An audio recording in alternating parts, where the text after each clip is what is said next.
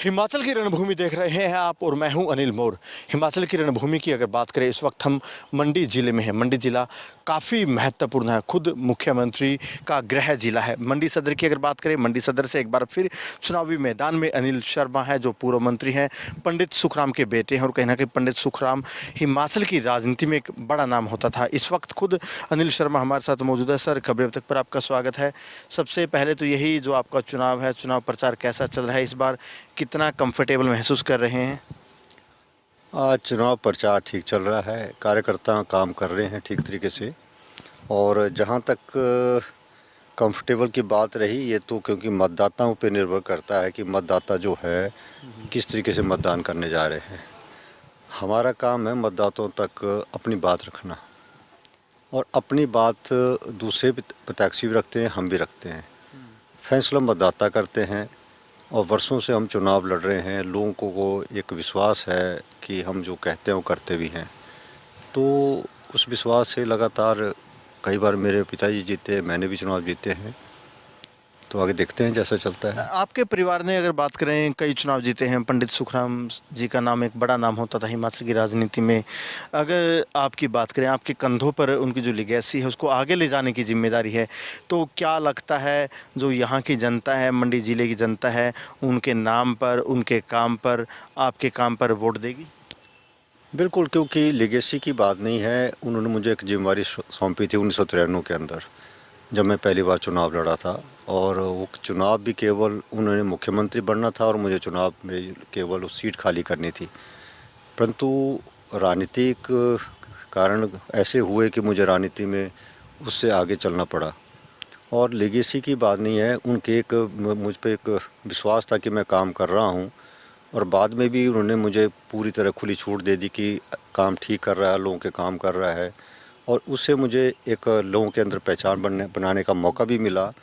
और उनके कामों को, जो उनकी सोच थी अब मेरे चुनाव क्षेत्र के लिए या प्रदेश के लिए, जब भी मुझे कोई काम सौंपा गया प्रदेश में, सरकार में, तो मुझे लगता था कि मैं, जो मेरे पिताजी ने कुछ सपने देखे इस क्षेत्र के अंदर, उसको पूरा करूं। ऐसे कौन से बड़े काम हैं, चाहे जो आपके पिता साहब ने किए या आपने विधायक रहते किया, या जब आप मंत्री थे तब किया, ऐसे कौन से बड़े काम हैं जिनके नाम पर आप वोट मांग रहे हैं? देखिए, ऐसा है कि काम तो विकास के होते हैं, चाहे वो सड़कों का हो, बिजली का हो, पानी का हो। इसमें हमारा क्षेत्र और क्षेत्रों से बहुत आगे निकल चुका है। और यही कारण है कि उस वजह से जो है हमारे क्षेत्र के अंदर, यदि इस बात की विकास करें तो वो आगे हम निकल चुके हैं।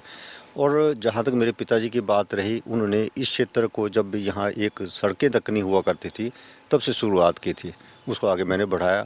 और जहाँ तक रहा कि उनकी कॉन्सेप्ट जो था, वो था एक बिजली का दोहन करना। जैसे उन्होंने पावर, जो से मोबाइल का एक ऐसी चीज़ उन्होंने ला दी कि पूरे देश के अंदर, प्रदेश के अंदर जो है एक बहुत बड़ी जो संचार क्रांति लाई थी, वो उनकी सोच के आगे जो है मैंने बढ़ाने का जो प्रयास किया, वो पावर सेक्टर में था।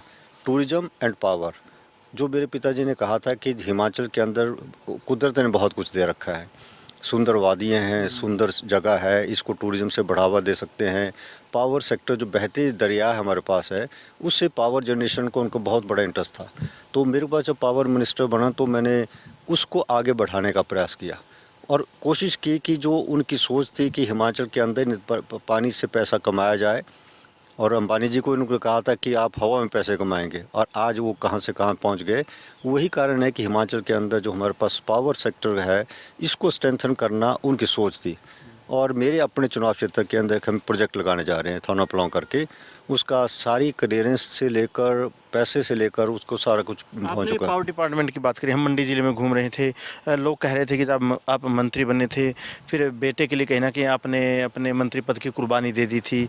और मंडी में ये भी एक चर्चा है कि आप बीजेपी में रहकर बीजेपी में नहीं थे, फिर कांग्रेस के नेताओं से मुलाकात आपने की। फिर ऐसी क्या वजह रही, दोबारा फिर बीजेपी से ही टिकट आप ले रहे हैं, चुनाव लड़ रहे हैं? कुछ अगर आप शेयर करना चाहें तो ईमानदारी से। नहीं, देखिए, मैं हर चीज़ को शेयर करता भी हूँ और खुल के बोलता भी हूँ। और ये बात मैंने अपील के माध्यम से भी कही है।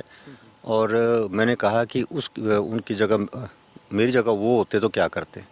यदि पिता और बेटे ने कोई फैसला लिया था, उस फैसले के आगे मैंने, ठीक है, उसमें उस समय की बात थी, परंतु अब यदि मैंने भारतीय जनता कांग्रेस के साथ ये था कि जब मेरा बेटा कांग्रेस में गया तो मैं एक ज़मीन टटोल रहा था कांग्रेस के अंदर कि शायद उनके ऑर्गेनाइजेशन को कुछ सुदृढ़ हो चुकी होगी, जिससे मैं आपके सामने ये कह रहा हूँ, मैं जनता से भी कह रहा हूँ, यदि मेरे बेटे का फैसला करना होता, क्योंकि आप मंडी में देखते हैं बेटी को भी टिकट मिला, बाप को भी टिकट मिला। वहाँ शिमला में यदि माँ को टिकट एमपी का है तो बेटे को विधायक का है। ये प्रथा जो है कांग्रेस के अंदर है। यदि मैं सोचता तो कांग्रेस के अंदर रहता, परंतु मैंने मंडी का अपने क्षेत्र का भला चाहा कि यदि पीछे कुछ कमी रही है, और मुख्यमंत्री से भी मैंने इस बात को कहा कि मेरे क्षेत्र के अंदर ये कुछ कमी रही है, उसको पूरा करना है। वैसे नहीं है कि ये काम हुए नहीं हैं, काम बहुत हुए हैं। जैसे कि यूनिवर्सिटी का लाना, ये बहुत बड़ी बात है हमारे लिए। तो मंडी को यदि यूनिवर्सिटी आई है तो उससे हमें लगता है कि मुख्यमंत्री हैं तभी संभव है। तो यदि हम कहीं ऐसा ना हो जो 1993 में हमारे क्षेत्र के साथ हुआ। 1993 में ठाकुर कौल सिंह जी पंडित सुखराम जी के नाम पे जीते, ये सभी जानते हैं मंडी के लोग। आज मैं मंडी के लोगों को याद कराना चाहता हूँ कि आज भी वो जब मंडी का मुख्यमंत्री है तो हमें तो उस बात को ध्यान रखना है कि आज मंडी का मुख्य कहीं हमारे हाथ से चला न जाए। बहुत वर्षों ठाकुर कौल सिंह साहब का जिक्र किया, उनकी बेटी आपके सामने चुनावी मुकाबले में है, वो भी एक बड़ा नाम है, बड़ा परिवार है, कैसा मुकाबला देखते हैं?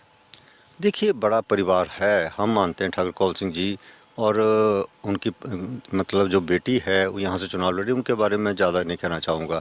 वो अपना क्योंकि कांग्रेस पार्टी से चुनाव लड़ रही है, परंतु उन्होंने किसी को कहा कि अब बस करें, अब इस परिवार को छोड़ें, आप पंडित सुखराम जी को छोड़ें, अब हमारे साथ चलें। तो वहाँ जिसने जवाब दिया वो बहुत अच्छा जवाब दिया उन्होंने। कहते अपने पिता को रोकें पहले, जब वो 78 साल के 80 साल के होने जा रहे हैं, जब वो चुनाव से नहीं हट रहे हैं, तो अनिल शर्मा तो अभी हैं जो काम कर सकते हैं, तो पहले यदि शुरुआत करना चाहते हैं तो अपने परिवार से करें। तो उसका जवाब वो दे नहीं पाई। तो ये यदि आप कहें कि मेरा काम है, मेरा काम जब तक जनता मुझे चाहेगी मैं काम करूँगा। जनता जब कहेगी कि आप अब किसी और को सौंपे, तो मैं उस वक्त जो है चुनाव से हट सकता हूँ। आपने सीएम साहब का जिक्र किया, क्योंकि मुख्यमंत्री मंडी ज़िले से आते हैं। क्या मंडी ज़िला मुख्यमंत्री के साथ जाएगा? हालांकि जो कांग्रेस है, कांग्रेस के जो नेता हैं कौल सिंह ठाकुर, वो भी इशारों में इशारे करते हैं कि वोट कांग्रेस को दीजिए, मुख्यमंत्री मंडी ज़िले से होगा। क्या लगता है मंडी का जो ज़िला है किसके साथ जाएगा? देखिए, आप खुद कह रहे हैं कि कौल सिंह कहते हैं कि मुख्यमंत्री मंडी से हो सकता है। ये बात मैंने हाईकमान कांग्रेस से पूछी जाके, तो मैंने कहा भाई आप मुझे यदि कांग्रेस में शामिल करना चाहते हैं तो मुझे कोई फेस बता दीजिए जो हिमाचल से मुख्यमंत्री या मंडी से मुख्यमंत्री हो सकता है। तो उन्होंने कहा कि हम आपको उप मुख्यमंत्री बना सकते हैं या नंबर 2 दे सकते हैं, पर मैं कहा मुख्यमंत्री तो बताएं। तो उन्होंने कहा कि मुख्यमंत्री का चेहरा मंडी में नहीं है। तो इसलिए जब उन्होंने कांग्रेस ने मुख्यमंत्री का चेहरा मंडी से नहीं है, तो मेरे लिए ये बहुत बड़ी सोच थी कि जब मुख्यमंत्री का चेहरा मंडी से नहीं है और मुख्यमंत्री का चेहरा बाहर से है, तो क्यों उसके साथ चलूं जो मुख्यमंत्री हमारा चेहरा मंडी से है।